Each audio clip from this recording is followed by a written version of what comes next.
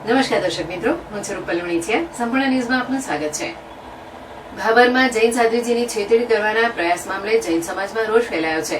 આજે બહોળી સંખ્યામાં જૈન સમાજના અગ્રણીઓએ પોલીસ સ્ટેશને રજૂઆત કરતા પોલીસે શંકામંદોની પૂછપરછ હાથ ધરી છે. તો બીજી તરફ બનાસકાંઠાના સાંસદ જ્ઞાનીબેન ઠાકોરે આ ઘટનાને વખોડી છે અને તાત્કાલિક આરોપીઓને ઝડપીને કડક કાર્યવાહી કરવાની માંગ કરી છે.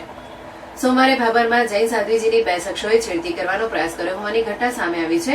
ત્યારે આ ઘટનાને લઈ ભાભર જૈન સમાજના આગેવાનો પોલીસ સ્ટેશન ખાતે દોડી આવ્યા હતા અને ભાભર પોલીસ મથકે લેખિતમાં રજૂઆત કરી આરોપીઓને તાત્કાલિક પકડી પાડવામાં આવે તેવી માંગ કરી હતી. ત્યારે આ ઘટનાને લઈ Bhabhar police, Deodar ASP, Banaskantha LCB સહિતની ટીમોએ તપાસ હાથ ધરી છે અને શંકાસ્પદ શખ્સોની પૂછપરછ હાથ ધરી છે.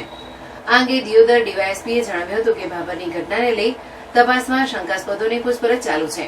આ અંગે બનાસકાંઠાના સાંસદ જ્ઞાનીબેન ઠાકોરે જણાવ્યું હતું કે ભાભરમાં જૈન સાધ્વીજી સાથે છેડતીનો જે પ્રયાસ અસામાજિક તત્વો દ્વારા કરાયો છે તે ખૂબ જ દુઃખદ ઘટના છે. કોઈ પણ સમાજ કે કોઈ પણ ધર્મ સુરક્ષિત નથી તે આ ઘટના દર્શાવે છે.